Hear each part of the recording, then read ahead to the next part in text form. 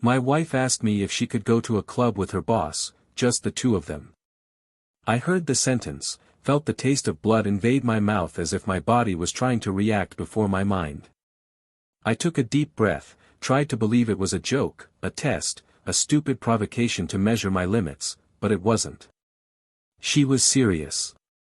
And the worst part wasn't even the question. The worst part was the way she phrased it, like someone asking permission for something they'd already decided to do. She looked me in the eyes with the coldness of someone with a ready-made argument, and I could only respond with a dry, direct phrase, etched in the air like a verdict: whoever needs to ask that doesn't belong here anymore.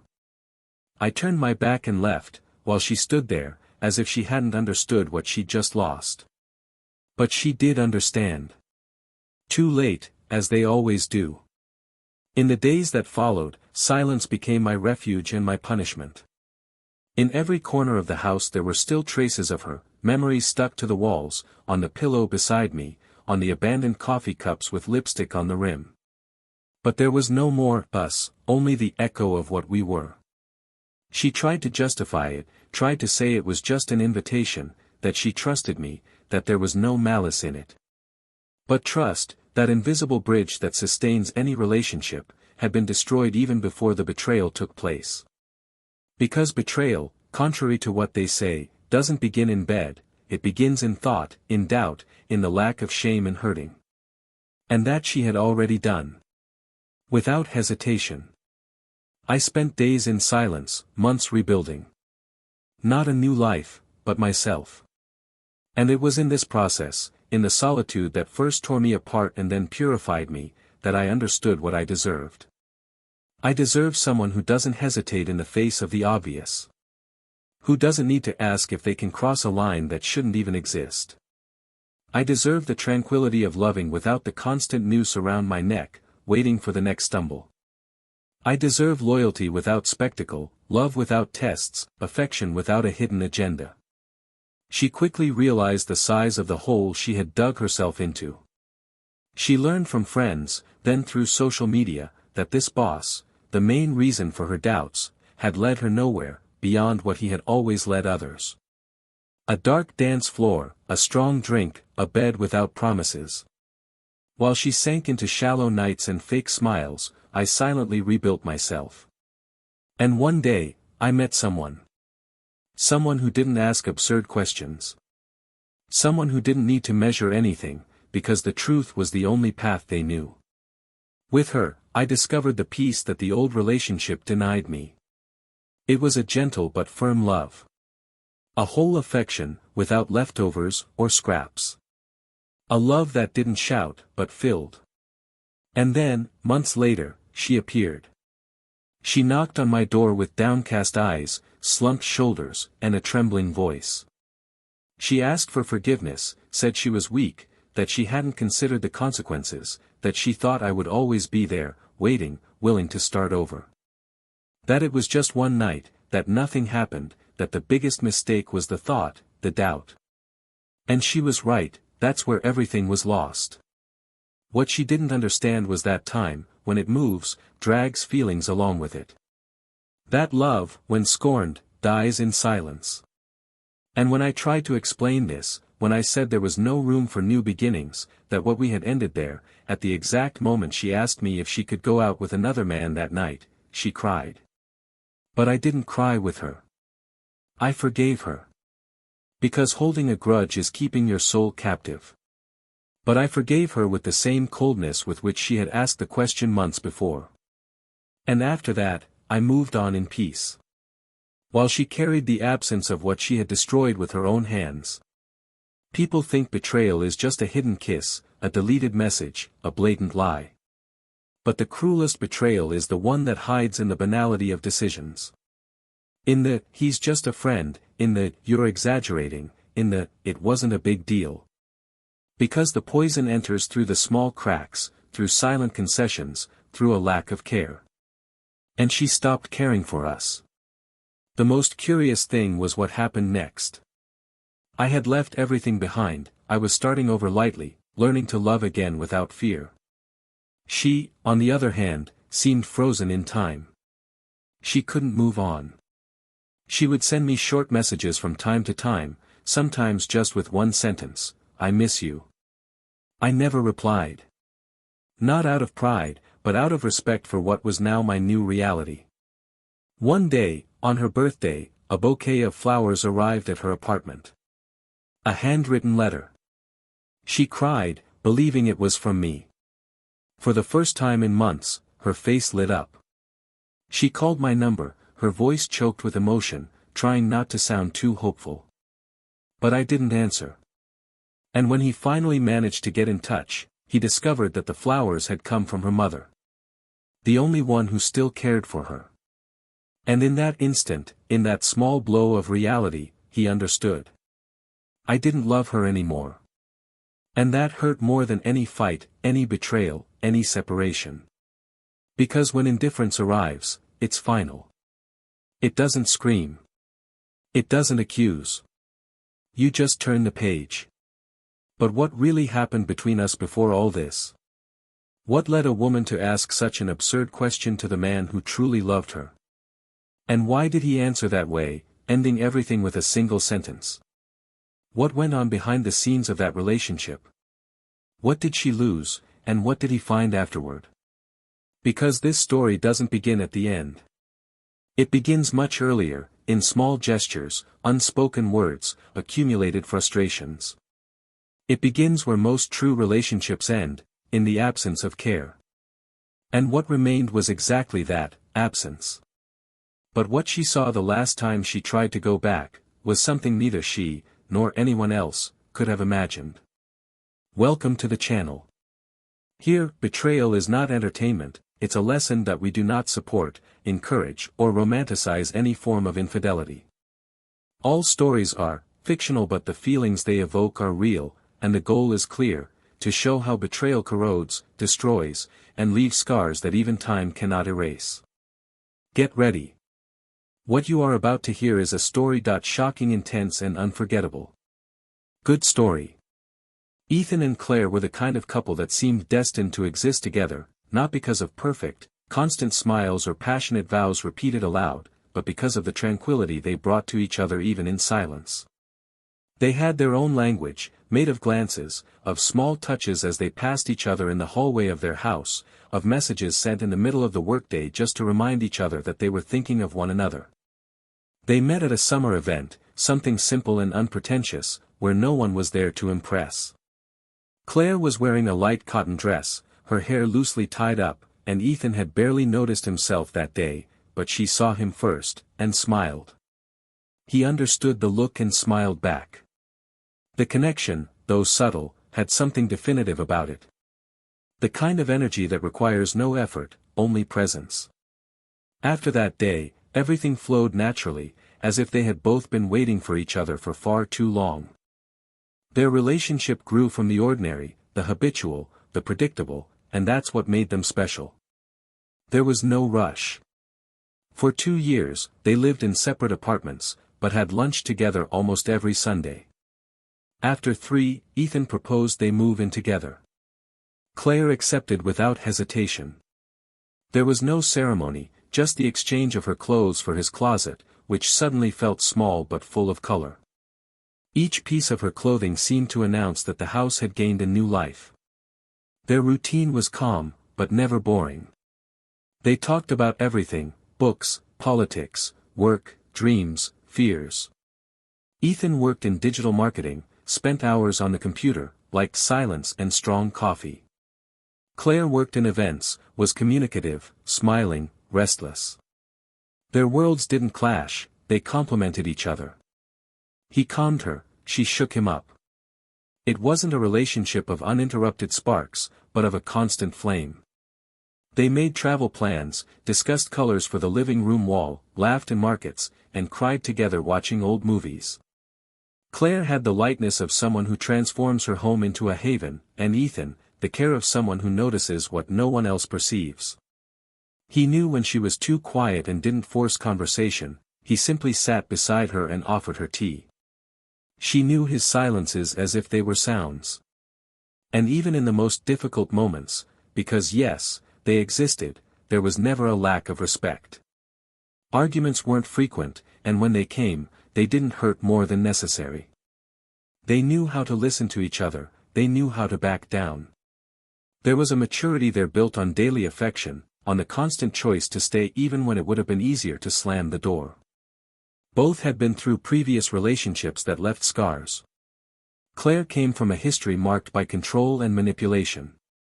Ethan, from a relationship where he never knew what the other expected of him.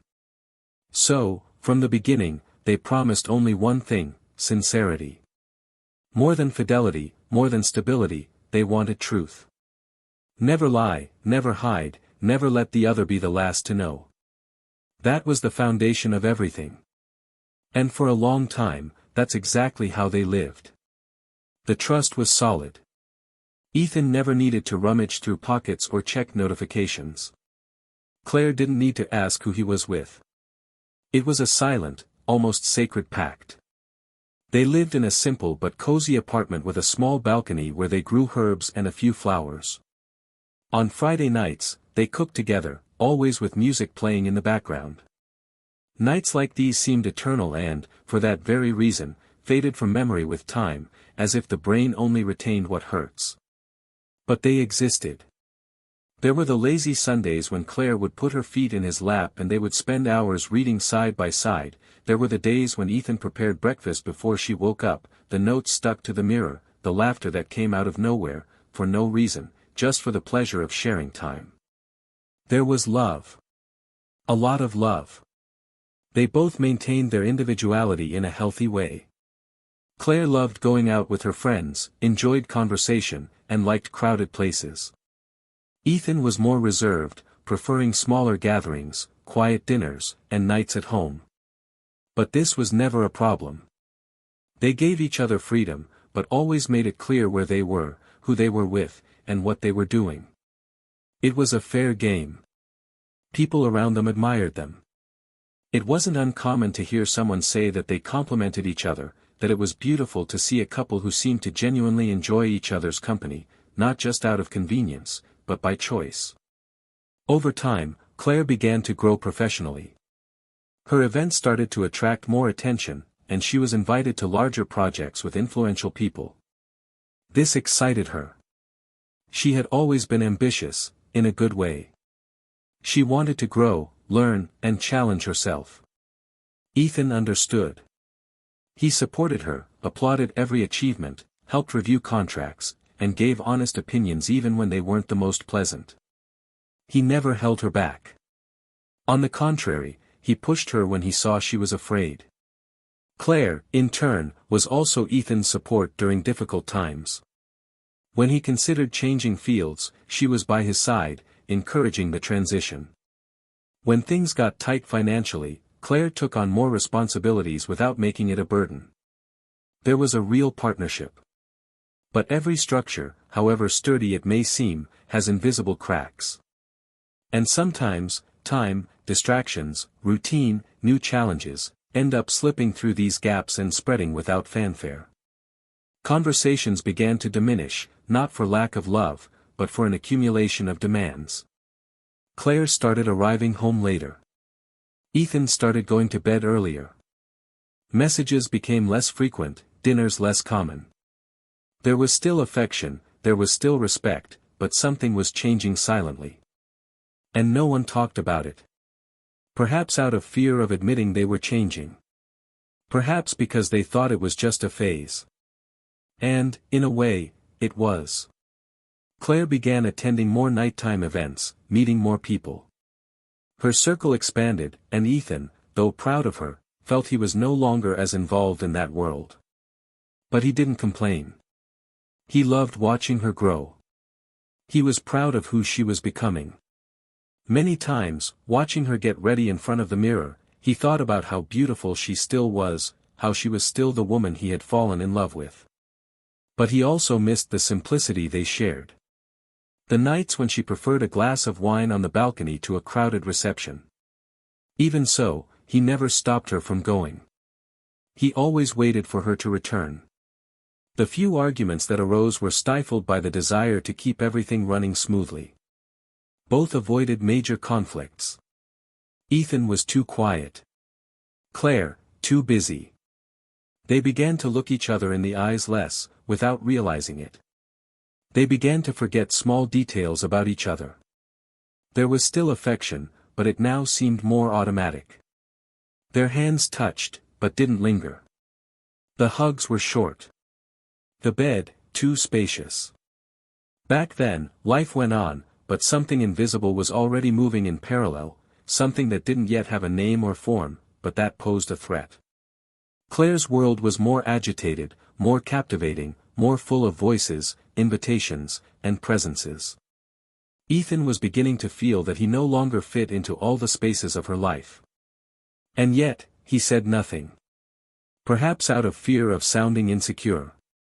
Perhaps because he believed she knew, even without him saying it. But no one can guess what the other keeps silent about. And then, one day, while they were having breakfast, one of those rare days when their schedules coincided, she asked a question that echoed like thunder on a seemingly tranquil morning. It wasn't an accusation, nor a scream, nor a confession. It was a question. Just one. But enough to change everything from that point on. And although the world seemed intact on the outside, something inside Ethan broke. A silent, but irreversible break. It was at that moment, unknowingly, that their story began to head towards its end. But the truth, the real truth, was still far from being revealed. And when it came, it would change everything forever. That Saturday morning, Claire woke up alone. Ethan's side of the bed was already cold, which wasn't unusual lately.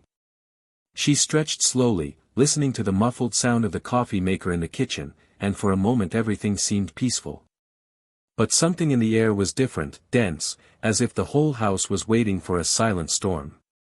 When she left the room, she found Ethan standing by the balcony, his back to her, motionless, holding his cell phone too tightly. The coffee cup lay untouched beside him, and he didn't even turn around when he sensed her presence. Claire approached slowly, said his name in a neutral tone, but he only extended his arm and showed her the screen. She hesitated before looking, and when she did, she felt her heart sink like a stone at the bottom of an icy river. On the screen, a message notification reflected what she feared would never be read, and which had carelessly become visible. It wasn't the explicit content that gave her away, but the sender's name, repeated in the history, always at absurd times. Ethan didn't ask. He didn't shout. He just looked her in the eyes and said, his voice firm and low, almost like a whisper dragging through his dry throat, "Do you want to tell me now, or would you prefer I imagine the rest?" Claire swallowed hard. She sat down without asking permission, as if her legs had given out. He tried to say it wasn't what it seemed, that the messages were misinterpreted, that there was context. Ethan just shook his head, with the cruel patience of someone who already knows the answer but needs to hear it from the mouth of the one who betrayed him. That's when she, in a foolish impulse to salvage her dignity, asked if he didn't trust her. And then he laughed, not because he found it funny, but because he recognized the desperate attempt to shift the blame. He trusted her, too much. And that was precisely the problem. Trust doesn't die with the lie, it dies with the question that should never have been asked, and that question had already been asked weeks before, when Claire wanted to know if she could go out alone with another man at night, calling it natural. But that wasn't the revelation. That was just the surface. The real rupture came days later, when she tried to reverse the situation. When she sought out Ethan with eyes full of tears that he could no longer see as genuine. She said she was sorry, that everything had been confusing, that the other person meant nothing, that nothing physical had happened, that they were just conversations, meetings in public places, that she needed to feel alive, desired, valued. That she didn't know why she had done it. That she felt forgotten, that the relationship was lukewarm, that everything was a mistake. Ethan listened silently, sitting at the kitchen table as if listening to a doctor describing a terminal illness. He didn't interrupt, didn't react, just observed. When she finished, he got up, grabbed his car keys, and left. Claire stayed there, alone, in the same place where they had laughed together so many times, waiting for an answer that wouldn't come at that moment.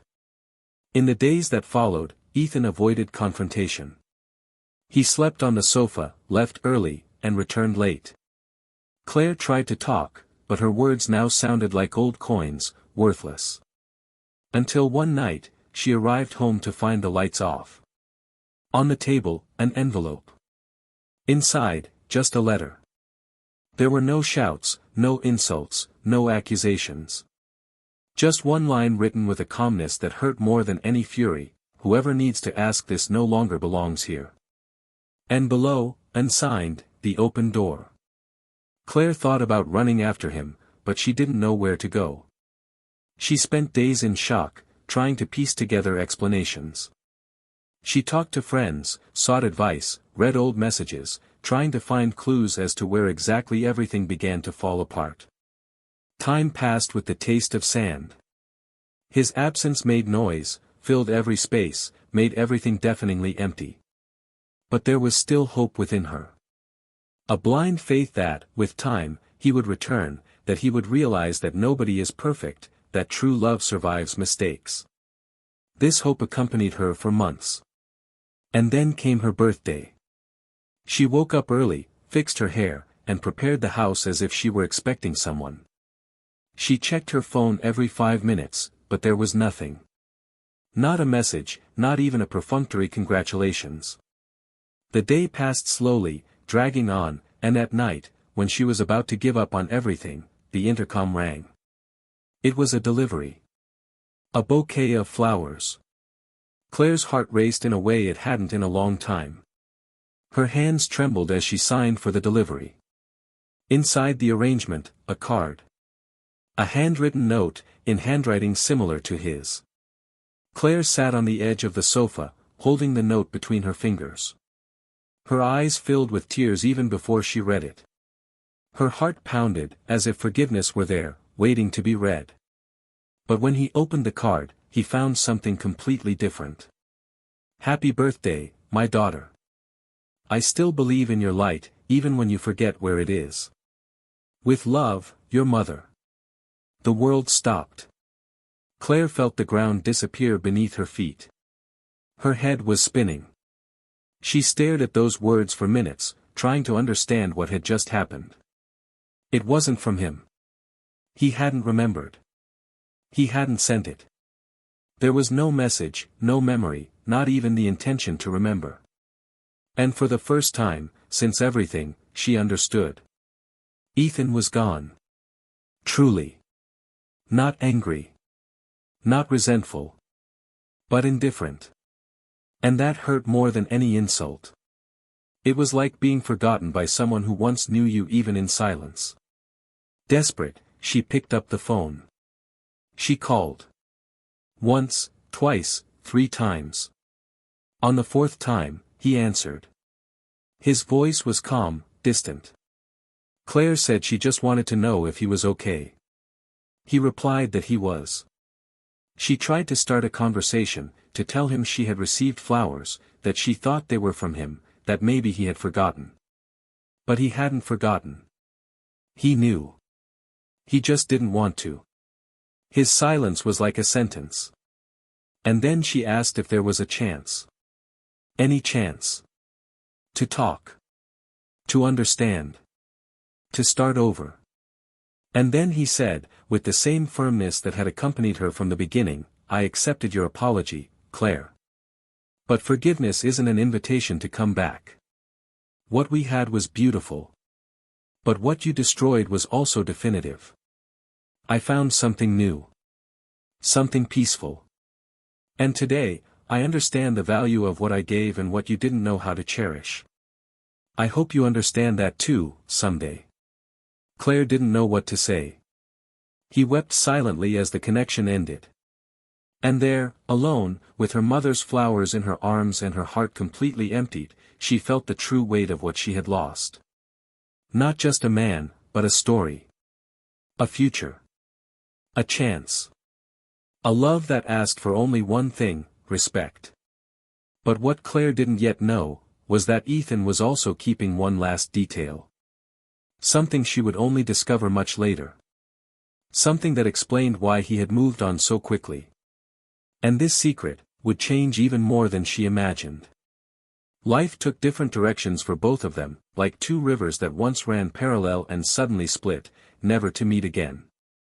After that final call, Ethan never answered messages again, didn't accept dates, didn't leave any doors ajar. For him, everything was over, not with resentment, but with the clarity of someone who understood that certain loves, however true they may have been, become untenable when betrayed. He allowed himself to live in peace. It wasn't immediate. The pain still visited him in long silences and sleepless nights, but it was different. It was a serene pain, almost educational. No longer that unbearable fury of feeling disposable, but the wound healing with the dignity he chose to maintain. He began to invest more in himself, reconnected with friends, resumed old projects he had abandoned when everything revolved around the relationship. And at some point in this process, without you realizing the exact moment, you met someone. She didn't arrive like a hurricane, nor with romantic promises. She was calm. Sincere. The kind of presence that demands nothing more than what you can offer with truth. Ethan didn't compare her to anyone. He simply allowed himself to feel. And what he felt was security. For the first time in years, he didn't need to explain himself, justify himself, or diminish himself to fit into any space. This new woman didn't make him constantly question himself, and that, for someone who has been betrayed, carries immense weight. Little by little, he built a new home. A place where trust wasn't a requirement, but the natural foundation of everything. Together, they bought a small house with a modest backyard where he planted lavender and basil. The nights once again filled with spontaneous laughter and dinners cooked together. And, most importantly, peace returned as a constant state. Claire, on the other hand, went through a very different process. At first, she tried to cling to the idea that it was just a bad phase. She blamed it on work, the demands of adult life, stress. She tried to convince herself that her mistake hadn't been so serious, that he had exaggerated, that time would help her recover what she had lost. But time, contrary to what she expected, didn't heal anything, it only revealed more clearly what she had previously refused to see. And then, everything came like a whirlwind. Friends distanced themselves, not out of judgment, but because they didn't know what to say. Family looked on with pity. She was trying to stay strong at work, but her energy was different. The sparkle in her eyes, the confidence in her words, was gone. The nights began to weigh heavily. The days became repetitive, and the guilt, once silent, began to scream. He tried to date other people, but everything seemed too shallow, too empty. Nothing compared to what he had destroyed. A few months later, she discovered through social media that Ethan was in a new relationship. The photo was discreet, but clear. He smiled gently. It was a different smile from the one she knew, no longer in love, but at peace. And that's when regret hit hard. Until then, she still nurtured a childish fantasy that he was waiting, even if he wouldn't admit it. But seeing that he had truly moved on shattered any illusion. Claire cried alone that night, not because of the photo itself, but because of the meaning behind it. It wasn't jealousy. It was the pain of loss.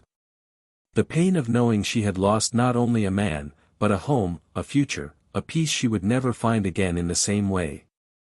One night, he went out for some fresh air and saw a couple walking hand in hand down the street. Nothing out of the ordinary, just two strangers, but the image crushed him. He remembered when she and Ethan used to do that, walking aimlessly, simply for the pleasure of being together. There, he understood that certain experiences, once lost, are impossible to repeat with another person in the same way. It's not about replacing, but about accepting that there are things that only happen once, with someone specific, and that don't come back. Since then, she started writing letters to him. She never sent them. They were pages and pages where I poured out regrets, reflections, memories. Sometimes I wrote one a week. Other times, I spent months in silence. But she kept writing, as if it kept her connected to something she didn't want to forget. Pain became routine. And with time, he accepted that it would be this way. Perhaps the most ironic thing was that she had never been abandoned in a violent, scandalous, or aggressive way. Ethan left her with class, with firmness, with dignity. And that's exactly what destroyed her inside. He didn't hate her. He had simply stopped loving her. And the emptiness that left in her was unbearable. Because while there's anger, there's connection. But indifference, that's definitive. Years passed, and they both went their separate ways. Ethan married discreetly, not seeking publicity. He remained discreet, serene, committed to a new life. His partner respected him, and more than that, admired him. They had a light-hearted relationship, built upon scars he had transformed into wisdom. He was no longer in a hurry. He knew exactly what was worth keeping, what was negotiable, and what he would never accept again. The old pain hadn't completely disappeared, but it had become a lesson. He didn't wish Claire ill. On the contrary, he wished her peace. But he knew that even if she did, she would never get back what she had lost with him.